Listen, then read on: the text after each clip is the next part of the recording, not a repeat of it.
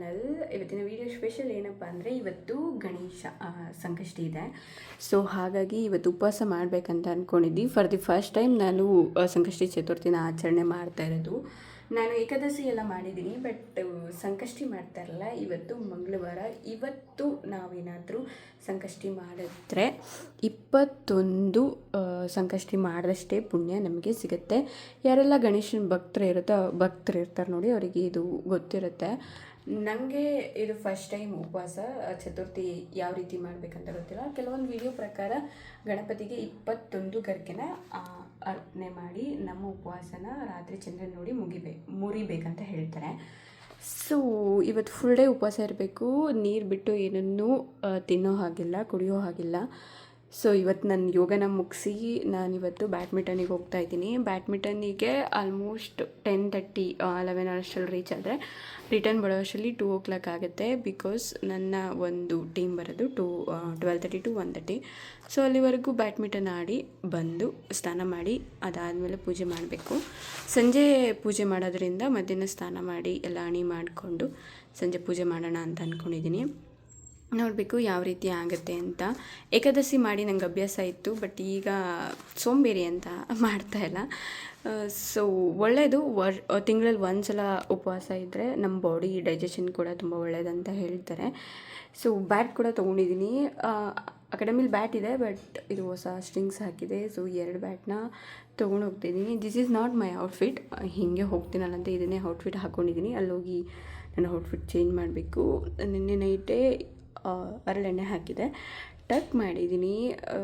Body heat ನನಗೆ heavy ಆಗುತ್ತೆ. So ಹರಳೆಣ್ಣೆ ಹಾಕೋದ್ರಿಂದ ನನ್ನ ಬಾಡಿಯಲ್ಲಿರೋ ಹೀಟ್ ಕೂಡ ರೆಡ್ಯೂಸ್ ಆಗುತ್ತೆ. ಸೊ ಹಾಗಾಗಿ ನಾನು ಹರಳೆಣ್ಣೆನ ಹಾಕ್ತೀನಿ. ಇದು ಒಳ್ಳೇದು ಕೂಡ, ನನಗೆ ಒಳ್ಳೆಯದಾಗಿದೆ. ಅಂದರೆ ನನ್ನ ಬಾಡಿಗೆ ಅಡ್ಜಸ್ಟ್ ಆಗಿದೆ. ಸೊ ಹಾಗಾಗಿ ನಾನು ಹರಳೆಣ್ಣೆನ ಹಾಕ್ಕೋತೀನಿ. ಸೊ ನೋಡೋಣ ಇವತ್ತಿನ ಡೇ ಹೇಗಿರುತ್ತೆ ಅಂತ. This is like random video. And ನಾನು ಸಂಕಷ್ಟಿ ಮಾಡ್ತಾಯಿದ್ದೀನಿ. ಅದು ನಂಗೆ ತುಂಬ ಖುಷಿ ಇದೆ. ಫಸ್ಟ್ ಟೈಮ್ ಅಲ್ಲ. ಸೊ ರೀತಿ ನಿಮಗೆಲ್ಲ ಗೊತ್ತಿಲ್ಲದೆ ಇರ್ಬೋದು, ಬಟ್ ನನಗೆ ಎಷ್ಟು ಗೊತ್ತೋ ಆ ಲೆವೆಲ್ಗೆ ನಾನು ಸಂಕಷ್ಟಿನ ಆಚರಣೆ ಮಾಡ್ತೀನಿ. ಪ್ರತಿಯೊಂದು ಆಚರಣೆ ಹಿಂದೆ ನಂಬಿಕೆ ಅನ್ನೋದು ಇರಬೇಕು. ಆ ನಂಬಿಕೆ ನನಗಿದೆ. ನಾನು ಮಾಡೋ ಕೆಲಸದ ಮೇಲೆ ನನಗೆ ನಂಬಿಕೆ ಇದೆ. ಸೊ ನಂಬಿಕೆ ಒಂದಿದ್ರೆ ಸಾಕು, ಏನು ಬೇಕಾದರೂ ಮಾಡ್ಬೋದು ಅನ್ನೋದು ನನ್ನ ಒಂದು ನಂಬಿಕೆ. ಸೊ ನೋಡೋಣ ಇವತ್ತು ಏನಾಗುತ್ತೆ ಏನು ಬಿಡುತ್ತೆ ಅಂತ. ಗಣಪ ಎಲ್ಲರಿಗೂ ಒಳ್ಳೇದು ಮಾಡಲಿ ಅಂತ ಹೇಳ್ತಾ, ಸೊ ಲೆಟ್ಸ್ ಗೋ. ಸ್ವಲ್ಪ ಬಾಕಿತ್ತು, ಅದನ್ನು ಕಂಪ್ಲೀಟ್ ಮಾಡಿ ಇವಾಗ ಬ್ಯಾಡ್ಮಿಂಟನ್ಗೆ ರೆಡಿ ಆಗಬೇಕು. ಟೈಮ್ ಬಂದು 12 o'clock. Let's get ready. This is my cabin. I work in this place. ನಂದು ಬ್ಯಾಡ್ಮಿಂಟನ್ ಕೋರ್ಟ್ ನಾನು ನಿಮಗೆ ತೋರಿಸ್ತೀನಿ ಇನ್ನೊಂದು ಸಲ ಬ್ಲಾಗಲ್ಲಿ. ಇವಾಗ ತೋರ್ಸೋಕ್ಕಾಗಲ್ಲ. This is my outfit. Ready. Shoe ಒಂದು ಹಾಕೋಬೇಕು. ಶೂ ಹಾಕೊಂಡ್ರೆ ದಿಸ್ ಒನ್. ಇದು ನನ್ನ ಒಂದು ರ್ಯಾಕೆಟ್. ನನ್ನ ಹತ್ರ 2 ರ್ಯಾಕೆಟ್ ಇದೆ. This is my second racket. First racket ಕೂಡ ತುಂಬ ಚೆನ್ನಾಗಿದೆ. ಇದನ್ನೇ ಸ್ಟ್ರಿಂಗ್ಸ್ ಹಾಕಿದ್ದು. ನೋಡಬೇಕು ಹೇಗಿದೆ ಇವತ್ತು ಆಡಿ ನೋಡಿದರೆ ಗೊತ್ತಾಗುತ್ತೆ.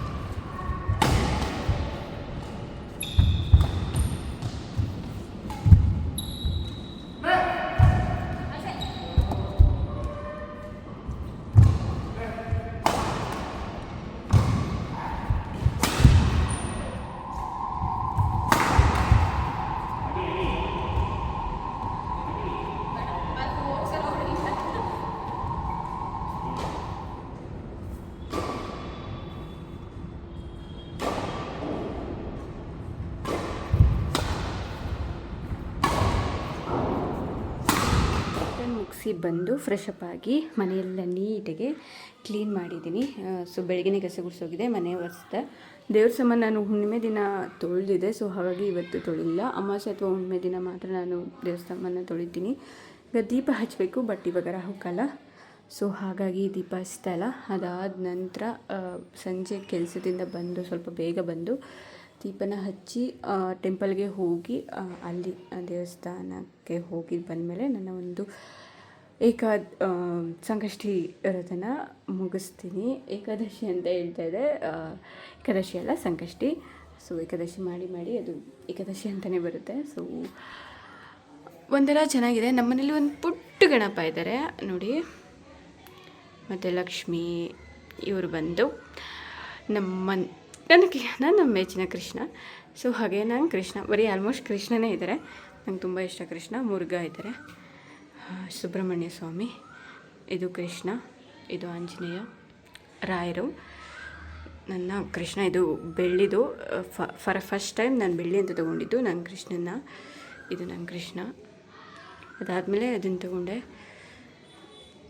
ಇದು ನನ್ನ ಚಿಕ್ಕ ಪುಟ್ಟ ದೇವ್ರ ಮನೆ. ಹೇಗಿದೆ?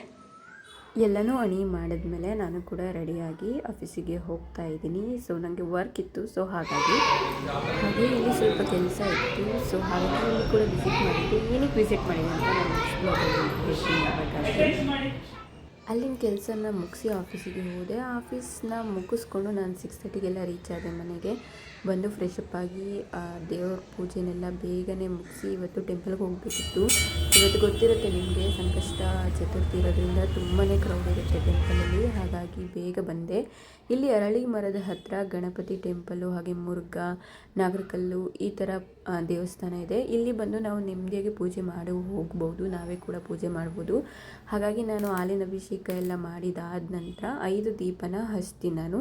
ಸೊ ಹರಿಸ್ಕೊಂಡಿದ್ದೆ, ಸೊ ಹಚ್ಬೇಕಂತ ಹೇಳಿ ಹಚ್ಚಿದಾದಮೇಲೆ ಮುರುಘಾ ಟೆಂಪಲಿಗೆ ಹೋಗಬೇಕು. ನೋಡ್ಬೋದು ನೀವು ಎಷ್ಟು ರಶ್ ಇದೆ ಅಂತ. ಆದರೂ ಕೂಡ ದರ್ಶನ ತುಂಬಾ ಚೆನ್ನಾಗಾಯಿತು. ಅಲಂಕಾರನೂ ಅಷ್ಟೇ, ಮುರುಘಾ ಅವರಿಗೆ ತುಂಬಾ ಚೆನ್ನಾಗಿ ಅಲಂಕಾರ ಮಾಡಿದರು. ಇಲ್ಲಿ ಒಂದೊಂದು ಥರ ಅಲಂಕಾರನ ಮಾಡ್ತಾರೆ, ಪ್ರತಿ ಸಲ ತುಂಬ ವಿಭಿನ್ನವಾಗಿ ಅಲಂಕಾರ ಮಾಡ್ತಾರೆ. ಸೊ ಅದಾದಮೇಲೆ ಅಲ್ಲಿ ಪ್ರಸಾದ ಕೊಟ್ಟರು. ಅದಾದಮೇಲೆ ಚಂದ್ರನ ನೋಡಿ ನನ್ನ ಒಂದು ಉಪವಾಸನ ಮುಗಿಸ್ಬೇಕಂತ ಹೇಳಿ ಅಲ್ಲಿನ ಪ್ರಸಾದನ ತಿಂದು ನಾನು ಕೂಡ ಮನೆಗೆ ಹೊರಡ್ತಾ ಇದ್ದೀನಿ. ಇವತ್ತು ತುಂಬಾ ಚೆನ್ನಾಗಿ ದರ್ಶನ ಕೂಡ ಆಯಿತು, ಹಾಗೆ ಮನಸ್ಸಿಂದ ಪೂಜೆ ಮಾಡಿದ ಥರ ಆಯಿತು. ಇವಾಗ ದೇವಸ್ಥಾನದಿಂದ ಬಂದೆ. ಇವತ್ತು ಸಂಕಷ್ಟಹರ ಚತುರ್ಥಿ, ಬೆಳಿಗ್ಗೆ ಹೇಳಿರೋ ಥರ ಇವತ್ತು ಉಪವಾಸ ಇತ್ತು. ದೇವರ ದರ್ಶನ ಆದಮೇಲೆ ಚಂದ್ರನ ನೋಡಿ ಉಪವಾಸನ ಮುರಿಬೇಕಿತ್ತು. ಸೊ ಅದನ್ನು ಮೂರ್ತಿಯಾಗಿದೆ. ದೇವಸ್ಥಾನಕ್ಕೆ ಹೋಗಿದೆ, ತುಂಬಾ ಚೆನ್ನಾಗಿತ್ತು ಪೂಜೆ ಅಥವಾ ಅಲ್ಲಿನ ಅಲಂಕಾರ ಆಗಿರಲಿ. ನಾನು ಅದು ವಿಡಿಯೋ ಕ್ಲಿಪ್ಪಿಂಗ್ ಇದರಲ್ಲಿ ಆ್ಯಡ್ ಮಾಡಿರ್ತೀನಿ. ಮುರುಘಾ ದೇವಸ್ಥಾನ ತುಂಬ ಫೇಮಸ್. ಇಲ್ಲಿ ತುಂಬಾ ಕ್ರೌಡ್ ಇರುತ್ತೆ. ಏನಾದರೂ ವಿಶೇಷ ದಿನದಲ್ಲಿ ನಾವೇನಾದರೂ ಹೋಗ್ತೀವಿ ಅಂದರೆ 1 hour ಆದರೂ ಬೇಕು ದರ್ಶನ ಮಾಡೋಕ್ಕೆ. ತುಂಬಾ ಕ್ರೌಡ್ ಇರುತ್ತೆ, ತುಂಬ ಚೆನ್ನಾಗಿ ಕೂಡ ಅಲಂಕಾರ ಮಾಡ್ತಾರೆ. ನನಗಂತೂ ತುಂಬಾ ಇಷ್ಟ ಅಲ್ಲಿಗೆ ಹೋಗೋದು. ಇವತ್ತು ತುಂಬಾ ಪೀಸ್ಫುಲ್ಲಾಗಿ ಇವತ್ತಿನ ದಿನ ಕಳೀತು. ಉಪವಾಸ ಇದ್ದು ನಾನು ಬ್ಯಾಡ್ಮಿಂಟನ್ ಆಡ್ತೀನಿ ಅನ್ನೋ ನಂಬಿಕೆ ನನಗೆ ಖಂಡಿತ ಇರಲಿಲ್ಲ. ಅದು ನಿಜವಾಗ್ಲೂ ನಾನು 1 hour ಬ್ಯಾಡ್ಮಿಂಟನ್ ಆಡಿದ್ದೀನಿ. ತುಂಬಾ ಚೆನ್ನಾಗೇ ಹೋಯಿತು. ತುಂಬ ಸುಸ್ತಂತ ಏನೂ ಫೀಲ್ ಆಗಲಿಲ್ಲ. ಆ್ಯಂಡ್ ನಾನು ಕೂಡ ಉಪವಾಸ ಮಾಡಬಲ್ಲೆ ಅಂತ ಅನಿಸ್ತು. ಸೊ ಎಷ್ಟೋ ದಿನ ಆದಮೇಲೆ ನನ್ನ ಉಪವಾಸ ವ್ರತ ಮಾಡಿದ್ದು. ಸೊ ಗಣಪ ಎಲ್ಲರಿಗೂ ಒಳ್ಳೇದು ಮಾಡಲಿ ಅಂತ ಹೇಳ್ತಾ ಇವತ್ತಿನ ಒಂದು ವ್ಲಾಗ್ನ ಇಲ್ಲಿಗೆ ಎಂಡ್ ಮಾಡ್ತಾಯಿದ್ದೀನಿ. ಮತ್ತು ನೆಕ್ಸ್ಟ್ ವ್ಲಾಗಲ್ಲಿ ಮತ್ತೆ ಸಿಗ್ತೀನಿ. ಅಲ್ಲಿವರೆಗೂ ಟೇಕ್ ಕೇರ್, ಬೈ.